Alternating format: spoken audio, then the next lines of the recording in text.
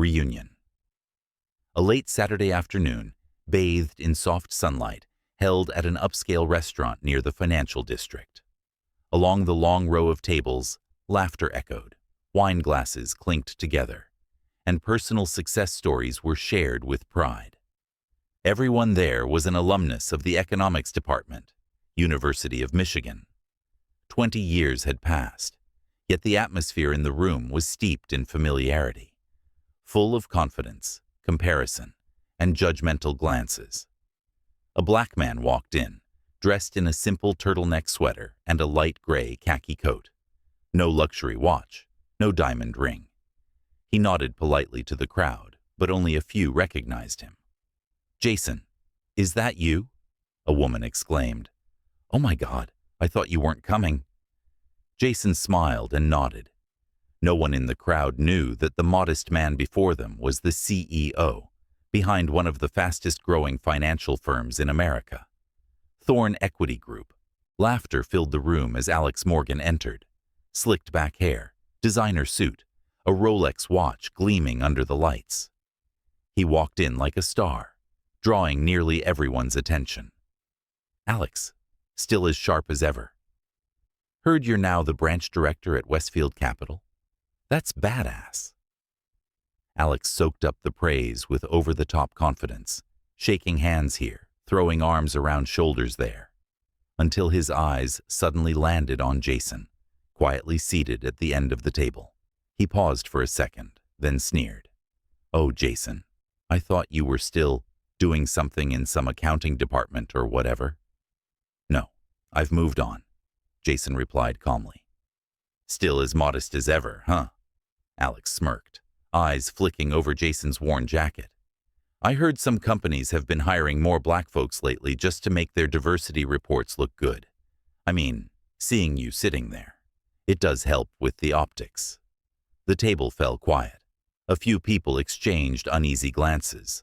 Some chuckled awkwardly, but Jason didn't react. He smiled faintly, slowly rotating his glass of water. That only made Alex more smug. "I just had to deal with a mess at the branch yesterday," he roared, clearly aiming his words at Jason. "Some black employee tried to report internal misconduct. Fired him right away.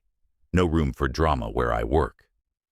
Jason looked at him, and this time the smile was gone from his eyes. No one at the table knew Westfield Capital had recently been acquired, and was now a subsidiary of Thorn Equity Group, the firm Jason led as CEO. Alex, the man who once mocked, bullied, and belittled him, was now working under Jason's leadership. He just hadn't realized it yet, and the reveal was still to come. The reunion continued in the luxurious setting of a high-end restaurant. Everyone raised glasses, showed off pictures of their kids, and shared million-dollar deal stories. But Jason sat quietly, observing, saying little. Then Alex launched into another self-congratulatory monologue. "The branch I run is now top in regional revenue. I manage over 120 people. Just had to cut a few underperformers. You have to be tough to maintain quality." "What do you mean by underperformers?" a female classmate asked. "You know, the type who always demand extra rights, question policies, mostly black employees, always stirring things up, filing complaints. Ridiculous." Jason's fingers tightened slightly. His eyes shifted. Alex didn't know that his firing of a black employee had already been flagged in an internal investigation, and his actions had seriously violated the parent company's HR policies. Moments later, a classmate seated near Jason leaned over and asked quietly, "Hey, Jason, I heard you've got your own company now? What are you up to?" Jason smiled, lifting his head for the first time to address the group. "I'm the CEO of Thorn Equity Group." The table went dead silent. Immediately, a few jaws dropped. One woman gasped, "Wait, Thorn, the company that just acquired Westfield Capital?" Jason nodded, eyes locking on Alex. "Correct. As of 3 months ago, Westfield is my firm's subsidiary." "Alex," Jason said slowly, Those behaviors you bragged about earlier have been fully documented in a report submitted to me. Alex's face drained of color. You're kidding? Jason didn't need to answer. A suited employee wearing a Thorn Equity badge entered the restaurant and handed Jason an envelope. Jason placed it calmly on the table.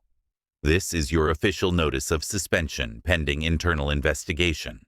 If the findings are accurate, Alex, you will no longer be branch director, and more than that, your file will be forwarded to the Human Rights Commission for review of racially discriminatory practices in the workplace. No one said a word.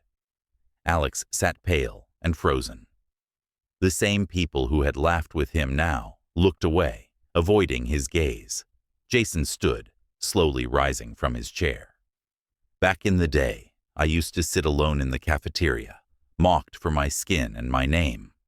Today, I stand here, not for revenge, but to remind everyone of one thing. Arrogance built on bias always comes with a cost.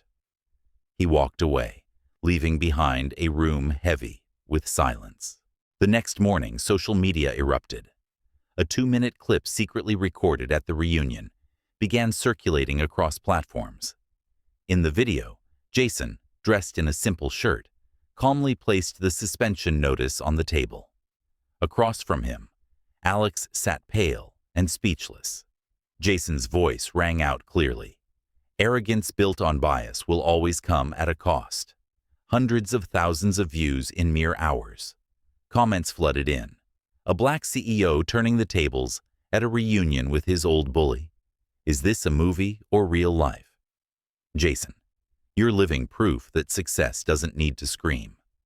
And people of color don't need to prove themselves to deserve respect. Meanwhile, the media caught on. Major financial publications ran headlines. Thorn Equity CEO suspends branch director over racist behavior.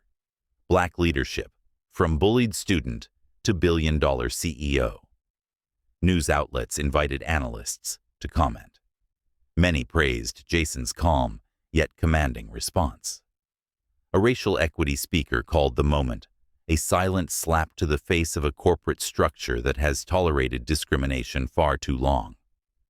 At the parent company, an internal investigation was launched immediately. Employees previously mistreated by Alex, many of whom had stayed silent for years, began submitting formal complaints. One black woman, a former employee from Alex's branch, wrote directly to Jason, "Thank you for showing us that we are not alone, and that justice still exists, as long as someone is brave enough to pursue it." Jason read the letter quietly. He didn't reply right away. Instead, he picked up a pen and wrote a note back to HR. "I want to hear her full story, and I want her reinstated if she's still willing."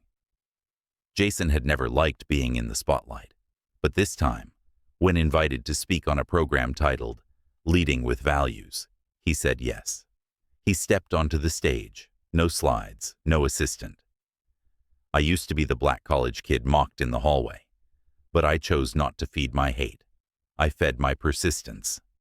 And today, I don't need to take revenge. Truth and justice will do that for me." The audience rose to their feet in applause. Some were in tears. 1 week after the reunion, Alex sat in a private conference room at Thorn Equity's headquarters, fingers tightly interlocked, eyes tense. In front of him lay the official disciplinary report from the board, signed by Jason himself. Indefinite suspension. Alex exhaled shakily. The title branch director, which he had flaunted so proudly at the reunion, was now just a thin piece of paper, cut off without mercy. Outside, reporters swarmed. The shareholders were fully informed. An internal petition, with over 300 signatures from employees across various branches, demanded Alex's permanent dismissal. It had been submitted within just 48 hours of the video going viral. Jason entered the room. No bodyguards, no assistant, just him, the man once mocked in school hallways, and the bully who used to throw his books down those same halls. Alex sprang to his feet, scrambling for composure. Jason, listen. What happened at the party? It was a misunderstanding. Jason raised a hand to stop him. His gaze was calm, but piercing. A misunderstanding. And what about the black employees who reported being harassed by you? What about the documents you coerced them into signing, falsifying figures? Alex fell silent. Jason stepped forward and placed an envelope on the table before him. Inside is your termination agreement, with a clause waiving appeal. I don't need your apology. I need you out of this system, permanently. Alex stared at him, trying to hold on to some shred of defiance. You're doing this out of revenge?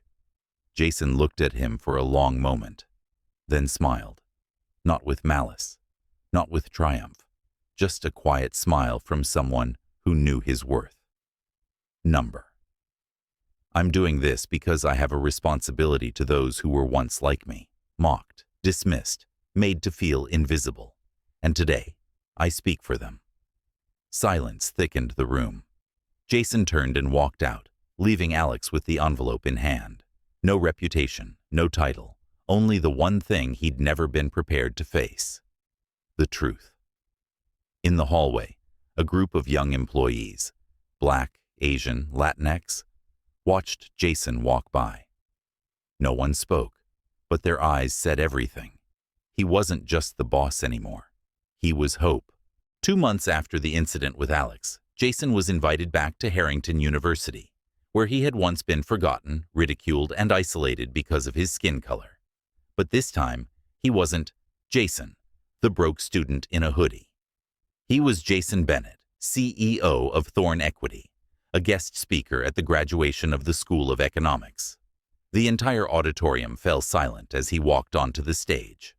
No theme music, no fireworks, just a black man, walking with the calm of someone who had once known what it felt like to be pushed to the margins, now stepping into the spotlight on his terms.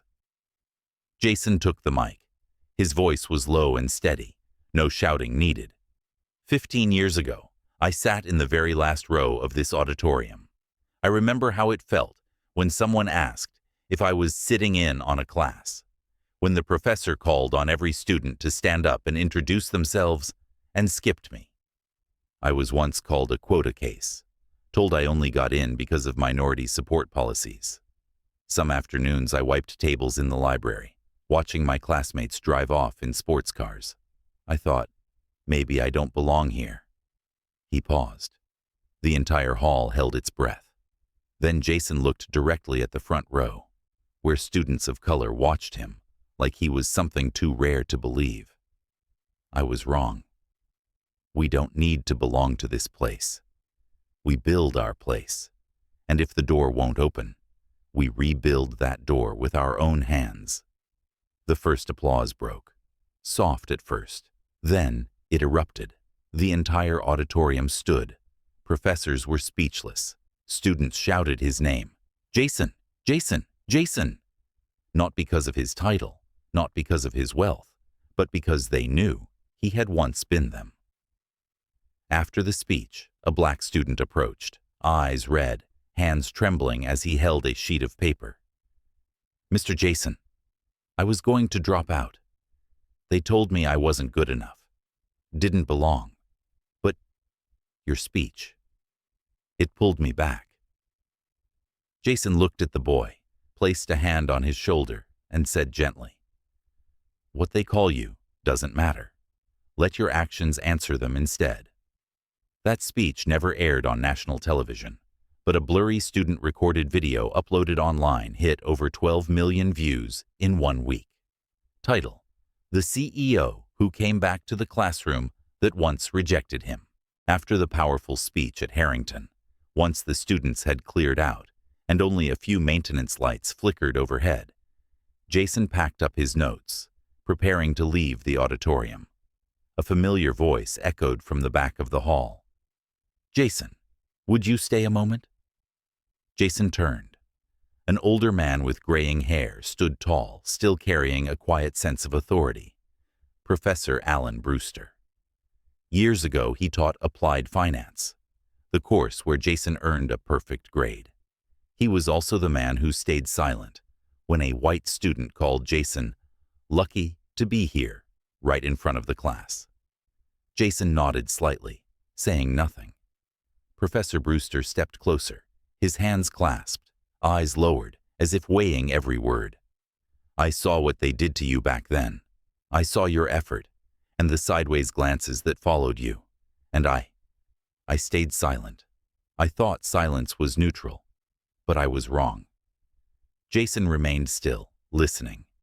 You have every right to be angry with me. I didn't help you, didn't defend you, didn't let you feel seen. And today, when you stood on that stage, you didn't just show them brilliance. You showed me what I should have done long ago. The room was quiet for a long beat. Then he extended his hand.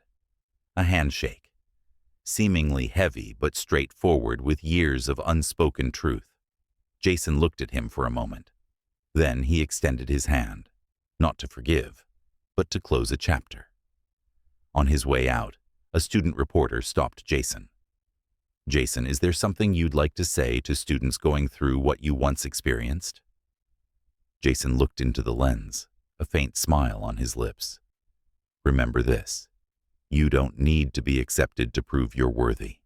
If you stay true to yourself, one day, those who turned their backs on you will have to face their own silence.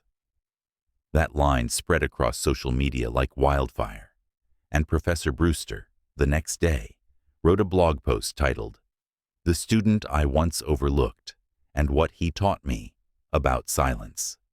The article was cited in leading education journals, and Jason had it framed, hanging right in the main lobby of Thorne Equity, as a reminder. Justice doesn't need to shout, it just needs to arrive at the right time. 3 days after the Harrington speech, Jason returned to the headquarters of Thorne Equity, a towering glass building in the heart of Manhattan, where billion-dollar financial decisions were made daily.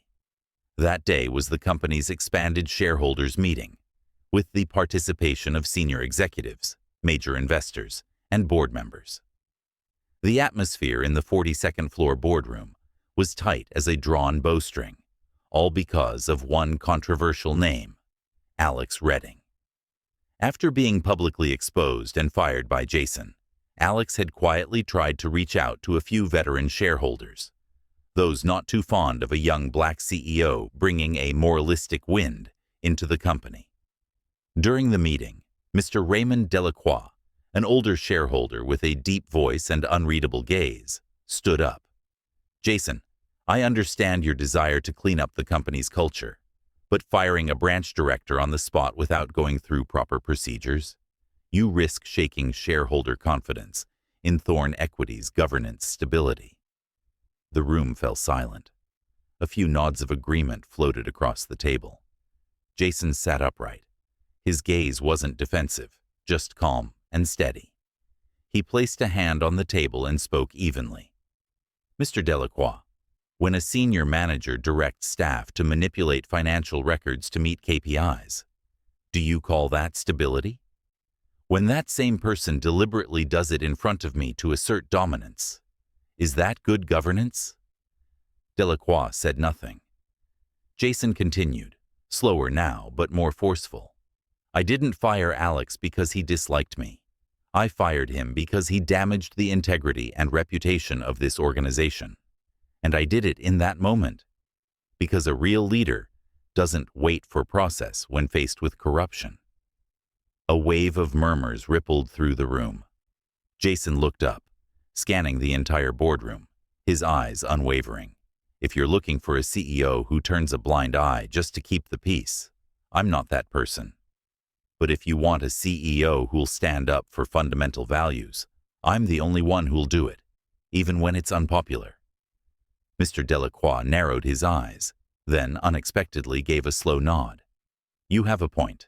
A financial company doesn't survive because of those skilled at bending the rules. It survives because of those unafraid to name the wrong, even when it masquerades as performance. The room collectively exhaled. Jason turned to his assistant. Send Alex's full disciplinary report to all shareholders. And next week, I want a mandatory ethics training for every senior manager. No exceptions. The meeting ended. On the company's internal network, a short clip of Jason's words spread rapidly. Stock prices may rise and fall, but human values, once lost, no chart can recover. That evening, beneath the warm golden lights of New York, Jason stepped into the grand ballroom of the Plaza Hotel. The annual Wall Street Trailblazers Gala honed individuals who positively impacted the financial industry. Jason didn't walk in alone. He firmly held the hand of the woman who had raised him with 2 jobs, lived in a tiny rented apartment in Harlem, and scraped together every dollar to pay for his college tuition, even when no one believed he would make it. Her name was Martha. She wore a simple light blue dress, her silver hair neatly pinned back, strolling beside Jason, now the CEO of a global financial empire. Camera flashes lit up the red carpet as mother and son walked together. A journalist whispered to a colleague, "Who's that woman? His mom?" "Yeah, that's Jason Thorne's mother. She used to be a janitor at a public school." Thunderous applause erupted when the MC announced Jason's name inside the ballroom.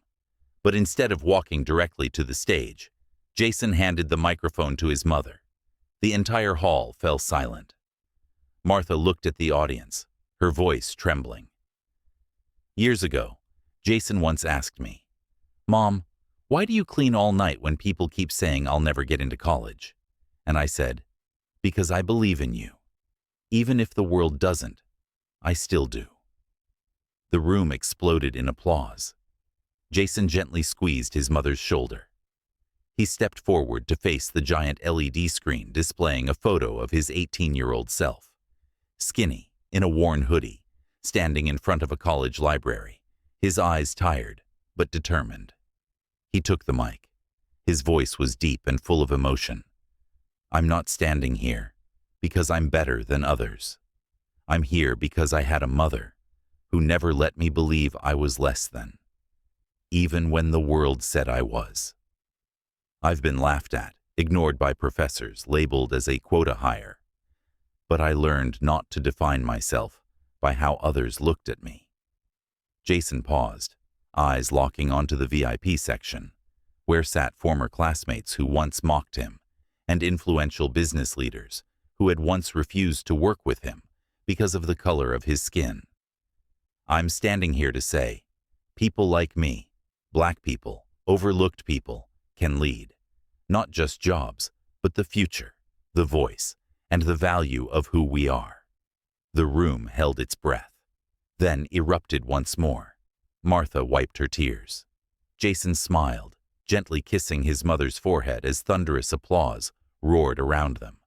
Outside, across the New York night, digital billboards began to display a single line of text. Jason Thorne, not just a CEO, a symbol. 1 week after the awards gala, Jason agreed to appear on America Speaks, the country's top-rated national talk show. The host was Lauren Spence, a sharp, seasoned anchor infamous for her ambush questions, designed to corner her guests publicly. Many Black professionals had fallen into her traps on live TV, only to become the next viral target of social media backlash. Jason entered the studio in a light gray suit, no tie, and a calm expression. He knew. This wasn't just an interview. It was a battlefield. The show went live. Lauren smiled at the camera. "Good evening, everyone. Today we have a special guest, Jason Thorne, CEO of Thorne Capital, recently hailed in the press as Wall Street's new symbol. Jason, thank you for joining us." Jason gave a slight nod. "Glad to be here." Lauren began with polite questions about his career journey and financial vision. Jason answered sharply, captivating the audience. But then, the tone shifted. "Jason," Lauren said, "many people claim your success is due to diversity policies. That if you weren't Black, maybe you wouldn't be sitting here. What do you say to that?" The room tensed. Online, live comments started flooding the screen. Here we go again. Classic trap question. Let's see how Jason handles this. Jason didn't flinch. He raised his head and looked straight into the camera. If my skin color was the only reason I'm sitting here, then why hasn't Lauren invited all the other black CEOs? There are many. They're brilliant, but they're overlooked because of this exact kind of lens, one that sees us as exceptions, not examples.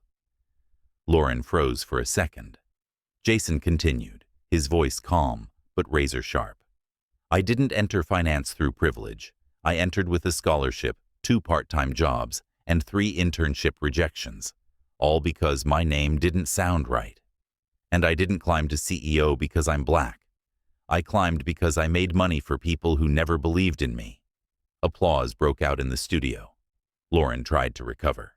So, Jason, do you think the black community sometimes blames the system too much? Jason looked at her and replied slowly, We're not blaming. We're recounting.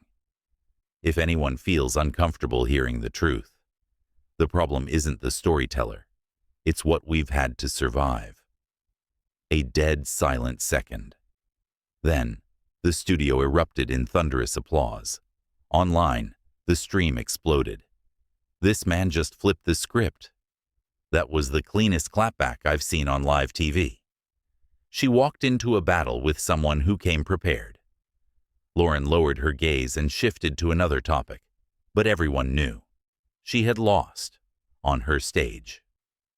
When the show ended, a clip of Jason's exchange with Lauren hit social media and reached 5 million views in 6 hours. The top pinned comment read, Jason didn't just defend himself. He defended every black professional who's ever had to prove they belong. 1 month after the television broadcast, Jason accepted an invitation to speak at Crestfield University, where he'd first gained knowledge and felt the weight of bias. The lecture theme, the line between success and bias, a black CEO on systems and survival. The auditorium was packed, not just with students but also with professors, alums, and even former classmates. Some of the very ones who used to laugh when Jason wore a hoodie to class, who once blocked him from joining a study group because he didn't fit the culture. Alex sat among the crowd that day in the 3rd row, face stiff. He never imagined Jason would truly come back, and certainly not as the one delivering a keynote, rather than pleading to be heard. Jason stepped onto the stage. No slides, no assistant, just a microphone and a gaze that looked everyone in the eye. Crestfield taught me advanced calculus, microeconomics, behavioral finance, but it never taught me how to survive in a space where people didn't believe I belonged. The room fell silent. Jason shared a story. I remember freshman year. I was doing a group project. I offered a solution. Silence. Then a white student repeated my exact idea, and the group applauded. When I asked why, they said I didn't explain it clearly. That's when I learned. In some places, being right doesn't depend on logic. It depends on the color of the person who speaks. A few students looked down. An older professor took off his glasses to wipe the lenses. Jason's tone remained calm and measured. I don't share this to make you feel guilty. I share it because one day, you may be the one who either recreates an environment like this or dismantles it. He paused, letting his eyes sweep the crowd and land on the 3rd row. His gaze met Alex's. Jason smiled slightly, then continued, Someone once told me, you'll never run a company. A few years later, that same person signed a contract to be a branch director in my company, not because I wanted revenge, but because I knew. If I wasn't good enough, they would have never let me own the very system they now work inside of. Applause thundered through the auditorium. The air felt electric. Jason stepped down, shook hands with students, signed books, and posed for photos. Alex remained seated, unmoving. There was no arrogance in his eyes anymore, only the dazed look of a man disoriented by truth. After the lecture, Jason returned to his old classroom, the very one where he was once isolated, and wrote on the blackboard, "You tried to keep me outside the room. Now I build the rooms, and I decide who gets in." A photo of that blackboard went viral, and it was shared hundreds of thousands of times. One Crestfield student commented, "He didn't just return. He returned with power, and he used it to teach, not to punish." 3 weeks after the lecture at Crestfield University, Jason held a formal press conference at the headquarters of JTR Holdings, but not to announce quarterly earnings, nor to unveil a new investment fund. He stood in the grand atrium, in front of cameras from nearly 30 TV stations and hundreds of reporters, and declared, "I officially announce the creation of the Horizon Scholarship, a fund dedicated to supporting Black students at top universities across the United States. We commit to investing $25 million over the first 5 years, focusing on students quietly excluded because of their background, origin, or skin color." A reporter raised a hand. "Sir, some say that scholarships based on race are unfair. What's your response to that?" Jason looked straight into the camera. His voice didn't waver. "I understand. But when the system discriminated based on skin color for hundreds of years, and no one protested, yet now a scholarship for Black students is called unfair. That says a lot about our society. We don't grant scholarships because of skin color. We grant them because skin color used to be the reason opportunities were denied. Now that skin color deserves to be remembered as a symbol of triumph." That quote instantly became front-page news across major outlets. Jason Turner, from denied opportunity to creator of it. Not long after, an article written by a former conservative politician went viral. "This is reverse racism, a Black CEO using his position to manipulate the education system." Social media erupted with division, but Jason didn't answer with words. He answered with action. A week later, at a leadership forum in New York, Jason invited a freshman named Elijah on stage, a Black student from Georgia, son of a taxi driver. Elijah spoke through tears. "I used to think schools like Princeton weren't meant for people like me, but the Horizon Scholarship proved me wrong. I don't just have a seat at the table. I have someone backing me, and that someone had to back himself through all of college." Jason stepped onto the stage, placed a steady hand on Elijah's shoulder, and looked out at the crowd. "We're not building a world just to prove we deserve to be here. We're building a world where kids like Elijah will never have to prove it again." Jason wasn't just a CEO. He was a response, a legacy, a message to anyone who's ever been overlooked, cast aside, or silently bullied. You don't need their acceptance.